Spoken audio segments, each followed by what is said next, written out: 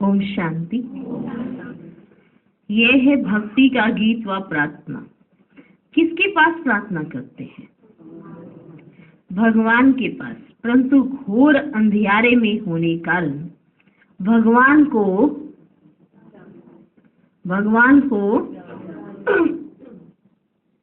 जानते ही नहीं। तो अब सुने कौन?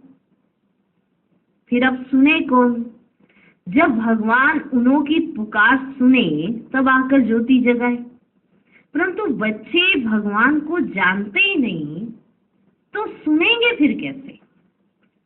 अभी तुम सम्मुख बैठे हो, भगवान तुमको घोर अंधियारे से घोर सोजरे में ले जा रहे हैं।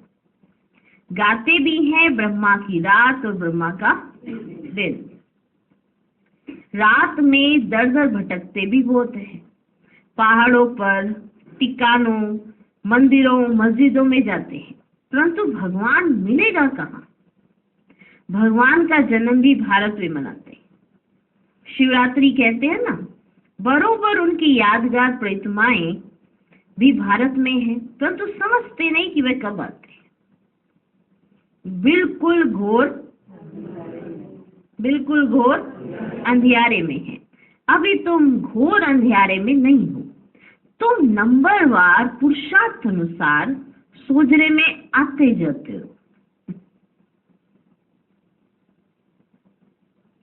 तुम बच्चे जानते हो ये सारी सृष्टि की रचना कौन और कैसे करते हैं। तुम यहाँ आए हो ईश्वरीय विश्वविद्यालय में, जहाँ ईश्वर पढ़ाते हैं, मनुष्य से देवता बनाते हैं। ये नॉलेज तुम्हारे में भी नंबरवार समझते हैं। कोई तो अच्छी रीति समझते हैं, कोई पूरा नहीं समझने वाले भागंती हो जाते हैं। कोई तो अच्छी रीति समझते हैं और कोई पूरा ना समझने के कारण भागंती हो जाते हैं। माता पिता से रूठ पड़ते हैं, जिनके लिए गाया हुआ है आश्चर्यवत, ऐसे माता पिता से रूठ पड़ते हैं। पश्यन्ति, कथन्ति, फिर रूठ पड़न्ति। पश्यन्ति, कथन्ति, फिर रूठ पड़न्ति। जानते हैं माता पिता से हमको 21 जन्म लिए स्वर्ग की बादशाही मिलती है, फिर भी भूल जाते हैं। बाबा ने समझाया है, जिसको शांति कहा जाता है वह मिलती ही है शांति धाम और निर्वाण धाम में। उसको मुक्ति धाम भी कहा जाता है। किसको?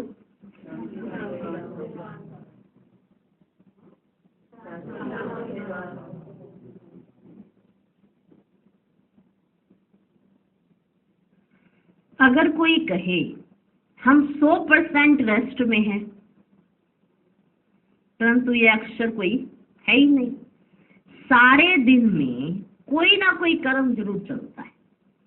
हाँ, अल्पकाल के लिए रात के नींद के टाइम को रेस्ट कहते हैं, क्योंकि आत्मा कहती है मैं सारा दिन काम करके थक गई हूँ, अब रेस्ट लेती हूँ। अपने को डिटैच कर देते हैं। देखो कितनी वंडरफुल बात है कि आत्मा 24 घंटे में एक समय में डिटैच जरूर होती है। ये तो जानते हो बाप रहते ही हैं शांति देश में, या समझते हो कि परम पिता परमात्मा वहां रेस्ट में रहते हैं। परमात्मा रेस्ट में तब रहते हैं जब उनका पार्ट नहीं है। आप भी रेस्ट में कब रहते हो? जब आपका पार्ट नहीं है। मुक्ति धाम में कोई काम नहीं करते हैं। ये बड़ी समझने की बातें हैं।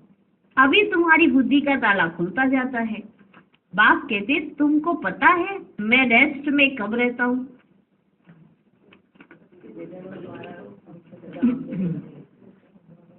जबकि तुम बच्चे स्वर्ग में सुख में रहते हो, वहां तुमको सुख शांति है, उसको रेस्ट नहीं कहा जाएगा। तुम्हारे लिए वो रेस्ट का समय नहीं है। रेस्ट में तब कहें जब तुम्हारा कोई पार्ट नहीं। समझ में आई? तुम जब स्वर्ग में हो तो मुझे कोई मेहनत नहीं करनी पड़ती। मैं वहां शांत में रहता हूँ। कहाँ? शांति का दूसरा अक्षर वहां रेस्ट ही कहेंगे। यहां तो रेस्ट में रह ही नहीं सकते। आत्मा कहती है मैं रेस्ट में तब हूं जबकि रात को नींद करती हूं। उस समय रेस्ट में हूं या शांत में हूं, बात एक ही है। रात को अशरीरी बन जाते हैं, शांत हो जाते हैं, और फिर उठते हैं तो कर्म में आते हैं, फिर भी अनरेस्ट है। कर्म करते अनरेस्ट भासती है। सतयुग में अनरेस्ट का सवाल नहीं। अनरेस्ट करती है माया। अनरेस्ट आपका जो करती है ना, वो है माया। वहां ऐसे नहीं कहेंगे कि हम रेस्ट में रहते हैं, काम काज सब करते हैं, परंतु अशांत नहीं रहते हैं। कहा बाकी रेस्ट अक्षर है ही नहीं। समझो कोई कहते हैं हम शिमला जाते हैं रेस्ट के लिए, शिमला जा रहे हैं थोड़ा सा रेस्ट करने, परंतु रेस्ट का अर्थ ही नहीं। सच्ची रेस्ट तब है जब हम निर्वाण धाम में रहते हैं, वहां चुप रहते हैं। बाकी रेस्ट कोई को नहीं है। कोई कहे हमको 100% रेस्ट है,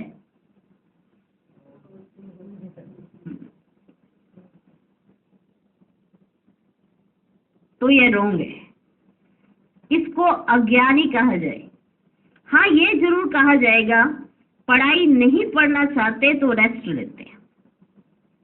ना पढ़ना, रेस्ट लेना, ये तो फिर थकना हो गया।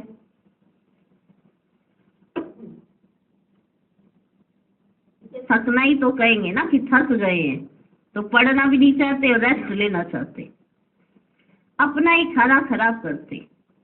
समझाया जाता है हे रात के राही, स्वर्ग की राह पर चलते चलते थक मत जाना, रूठ नहीं जाना। माता पिता को फारकती देने का तो संकल्प भी नहीं उठाना चाहिए। ये संकल्प उठाया तो उसको विकल्प कहा जाता है। ऐसे माता पिता जिससे स्वर्ग की राजाई मिलती है, उसके लिए संकल्प भी क्यों उठाएं? लिखते हैं कभी कभी संकल्प आता है, छोड़ दें, समझ में नहीं आता है कि क्या करें, कुछ समझ में तो आ ही नहीं रहा है। अरे समझने का तो ये टाइम है ना, और अभी कह रहे हैं समझ में ही नहीं आता है। कहीं ऐसे दिल शिकस्त भी हो जाते हैं ना, मेरे से नहीं होने वाला, मुझे तो समझ ही नहीं आ रहा है, मैं क्या करूं, इधर करूं उधर करूं, कुछ समझ नहीं आ रहा। आप ऐसा करो, हमें छोड़ दो। माना सोचो अगर दिल शिकस्ती में भी ऐसे संकल्प आ जाते हैं ना छोड़ने के, तो ये विकल्प है, बहुत बड़ा पाप है। जो ये कहते हैं हमको ना समझ नहीं आ रहा है कि हम क्या करें। आस पड़ोस वाले ने कहा होता है तुम चल नहीं सकते तो इससे अच्छा तो दूसरी दुनिया में चल पड़ो। ऐसे ही तुमने अपने आप को बनाया हुआ है, पूरी तरह से तो चल नहीं पा रहे हो। तो उनकी बुद्धि में ना वही घूमता रहता है कि समझ तो आ नहीं रहा है तो छोड़ने में ही भलाई है। ऐसे बाबा का नाम बदनाम करेंगे तो छोड़ ही देते हैं। तो ये ऐसे संकल्प आना भी विकल्प है, माना पाप है। क्या है? पाप है। अरे समझने का तो यह टाइम है ना, समझना अर्थात पढ़ना। तुम जानते हो हम पढ़ रहे हैं। परम पिता परमात्मा जो ज्ञान का सागर है, ऊंच से ऊंच है, उनको कोई भी जानते नहीं। बल ब्रह्मा विष्णु शंकर अथवा लक्ष्मी नारायण को जानते हैं, परंतु भारतवासियों को ये पता ही नहीं कि लक्ष्मी नारायण ने ये राज्य कब लिया और किसने दिया उनको। एकदम कलयुग में तो कोई राज्य नहीं था, और सतयुग आया तो राज्य शुरू। किसने उनको राज्य दिया? माया ने बिल्कुल ही घोर अंधेरे में डाल दिया है। पापा कर समझाते हैं, रचता बाप मनुष्य सृष्टि की रचना कैसे करते हैं यह भी कोई भी नहीं जानते हैं। बाप ही बैठ समझाते हैं, प्रजापिता ब्रह्मा को क्रिएटर नहीं कहेंगे। भले प्रजापिता कहा जाता है परंतु वह रचता नहीं है। मनुष्य कहते हैं हमको अल्लाह ने पैदा किया। निराकार फादर को ही रचता कहेंगे। रचता बाप को जरूर मनुष्य ही जानेंगे, जानवर तो नहीं जानेंगे। जानवर तो मुख से नहीं कहेगा ना कि हमको परमात्मा ने रचा है। मनुष्य कहेंगे हमको भगवान ने रचा है। तो बाप बैठ समझाते हैं, तुम देखो ये रचना कैसे रची। पहले पहले रचना होती है मुख वंशावली की। बच्चे को बड़ा होकर फिर बाप बनना है। ये बेहद का बाप कहते हैं, देखो मैं भी कैसे रचना रचता हूँ। इनमें प्रवेश कर इनको मुख द्वारा कहता हूँ, हे आत्मा तुम मेरी हो। इनके ही मुख द्वारा इनको ही कहता हूँ कि हे आत्मा तुम मेरी हो, मैं तुम्हारा बाप हूँ। फिर इनके द्वारा तुम बच्चों को रचता हूँ, तो तुम हो मुख वंशावली। अज्ञान काल में भी कहते हैं जैसे हैं तैसे हैं तेरे हैं।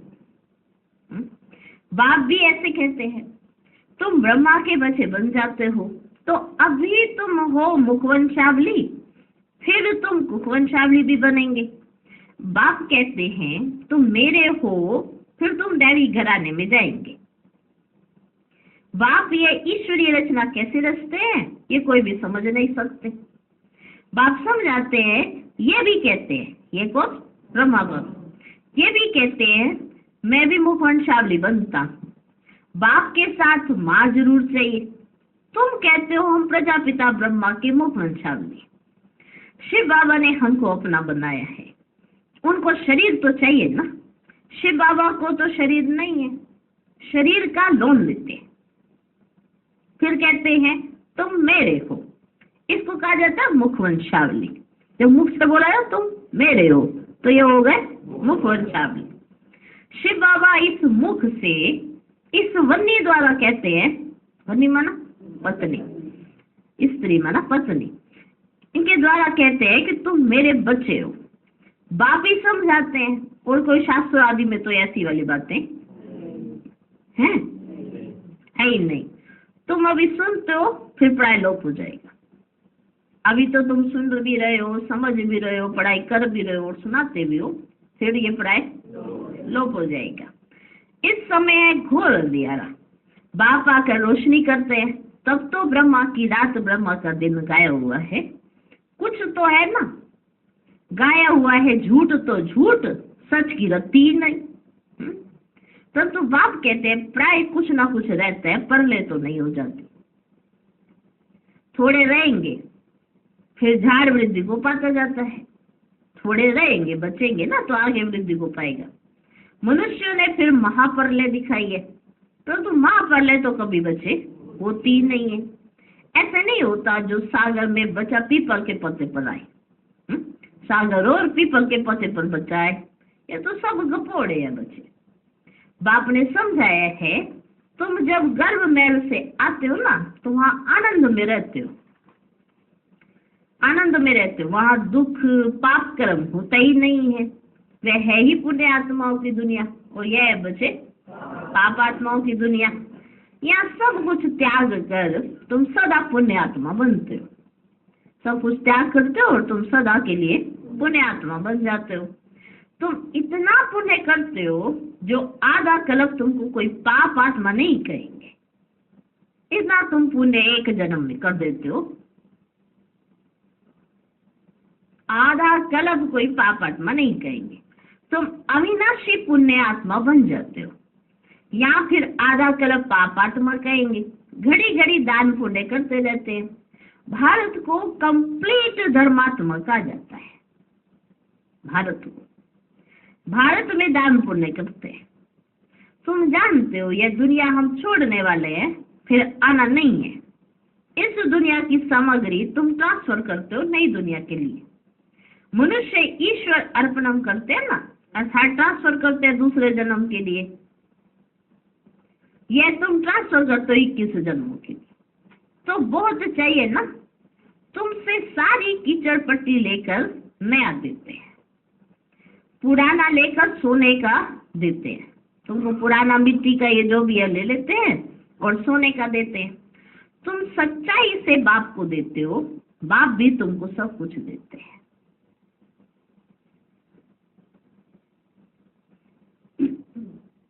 तुम्हारा पाठ जो चलता है ना, ये ड्रामा में था। सबने घर बार छोड़ा, नहीं तो गौशाला कैसे बने? सबने घर बार छोड़ा जब शुरू में। मनुष्य तो नहीं जानते भट्टी कैसे बनती है, वे तो दिखाते हैं बिल्ली के पुंगरे आदि थे भट्टी के अंदर। उनको पता तो है नहीं भट्टी कैसे बनती है। ये सब ज्ञान तुम बच्चों को अभी है, फिर वहां ये ज्ञान नहीं रहेगा। हम ऐसे 21 जन्म राज्य करेंगे, फिर गिरेंगे, वहां ये ज्ञान नहीं रहता है। त्रिकालदर्शी पने का पाठ तुम्हारे में अभी रहता है। अभी तुम तीनों कालों को जानते हो। मुख्य हीरो हीरोइन का पाठ तुम्हारा ही है और कोई का पाठ नहीं। असुर से देवता, फिर देवता से असुर, तुम भारतवासी ही बनते हो। बाकी तो है बीच के बाई प्लांट्स जो आते हैं ना, बीच के वो क्या हैं? बाई।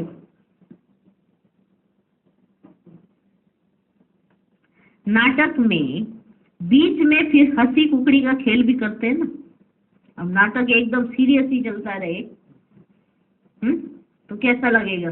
मजा ही नहीं आएगा ना। तो बीच में ऐसे हंसी कुकड़ी का खेल करने वाले भी होते हैं। आधा कलप बाद देवी देवता धर्म प्राय लोप हो जाता है। तुम्हारी बुद्धि में ये सारा चक्र फिरता रहता है, तब तो तुम समझते हो ना, परम पिता परमात्मा भी परम आत्मा है, परम धाम में रहने वाला। बाप कहते हैं मेरे में सारा ज्ञान है, मैं मनुष्य सृष्टि का चैतन्य बीज रूप हूँ। वह तो जड़ बीज होते हैं, शिव तो चैतन्य है, उनकी प्रतिमा पूजी जाती है।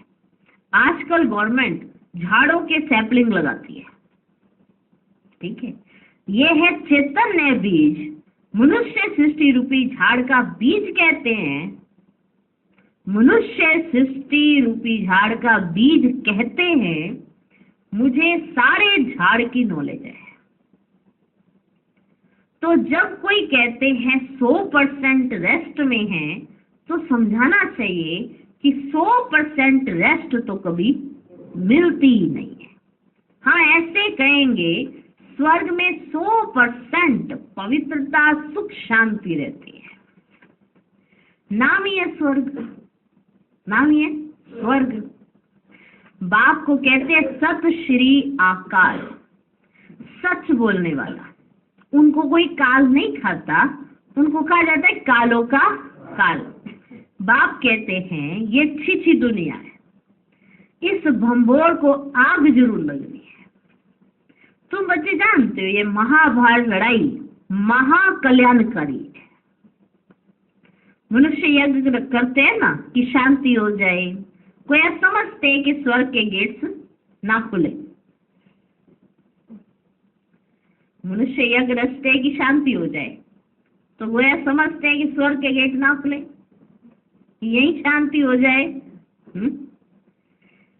तुम तो ताली बजाते हो, भंबोर को आग लगे तो हम नई दुनिया बैकुंठ में जाएं। यह विनाश ज्वाला इस रुद्र ज्ञान यज्ञ से ही प्रज्वलित हुई है।